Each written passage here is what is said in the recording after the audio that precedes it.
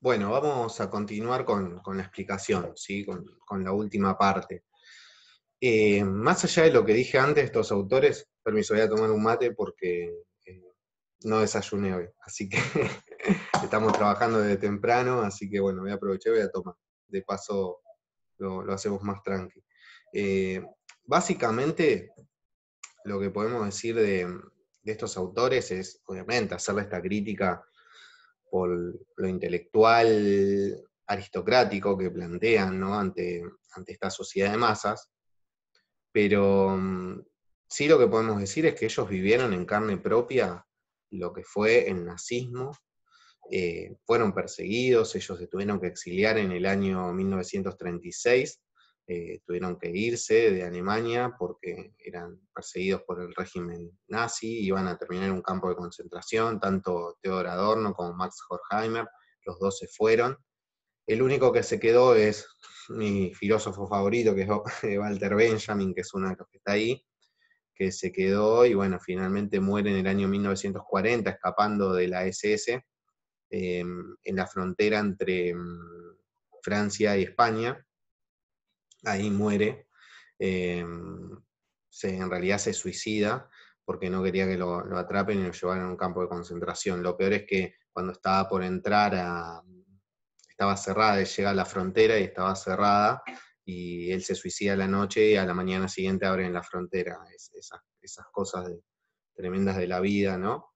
Él hubiese dicho el destino porque era un autor creyente, y eso es lo curioso de este segundo autor que vamos a abordar, que es Walter Benjamin, que era un judío y marxista. Bueno, algo bastante raro, porque parecen ser que esas dos ideas no se pueden compartir de ninguna manera, porque el judaísmo se basa obviamente en el relato de la creación mediante un ser sobrenatural y que tiene una visión esencialista. O sea, los seres humanos partimos de una esencia que viene desde la creación hasta acá. Sin embargo, el marxismo considera que todo lo que sucede tiene que ver con condiciones materiales, históricas. Entonces parece como algo medio raro ahí. Y en realidad cuando empezamos a analizar a este autor, vemos que es un autor que se sale bastante del molde, tanto de su equipo o de compañeros, que es en la escuela de Frankfurt, al lugar donde él perteneció, pero también al resto de los filósofos de la época. Eh, Él era un judío practicante, además, por eso imagínense también eh, vivir en esa época en Alemania. Él se quedó cuando el resto de sus compañeros se exilia a Estados Unidos, el resto se va a Estados Unidos a trabajar en la UCLA, en la Universidad de California, y le dicen, bueno, venite porque te van a matar, y él decide quedarse en Europa para seguir denunciando al régimen nazi, ¿no? Entonces es un señor con eh, bastante agallas, ¿no? para enfrentar esa situación.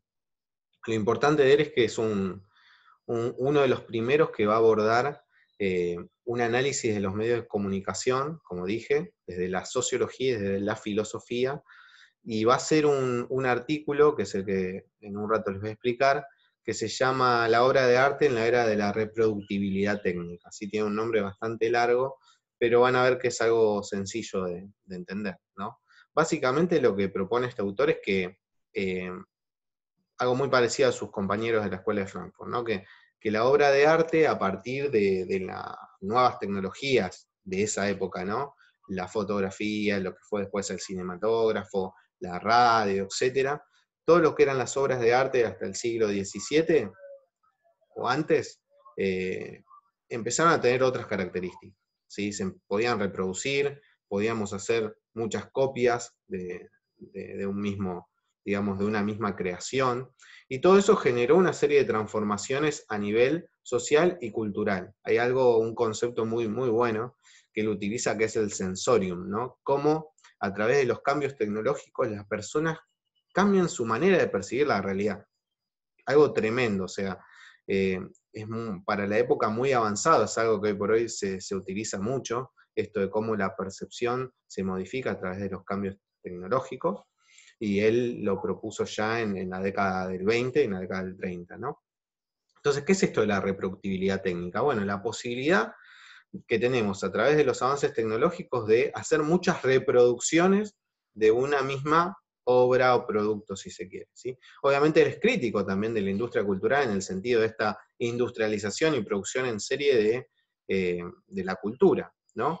Lo que sí, a diferencia de sus compañeros de la Escuela de Frankfurt, él ve en esta posibilidad una democratización del arte, ¿no? Él dice, bueno, sí, todo lo que dicen mis compañeros tienen razón, la verdad que el arte se degrada, la producción de masas generan personas que no pueden reflexionar, que no tienen pensamiento, limitadas intelectualmente, ¿sí? Y genera toda una forma de dominación. Eso perfecto. Pero ¿por qué no vemos la chance que podríamos tener al utilizar de otra manera esos medios de reproducción técnica? Pensemos que también es una forma de democratizar, decía él, el acceso al arte. Mucha gente no tiene otro acceso que no sea por medio de estas técnicas, ¿sí?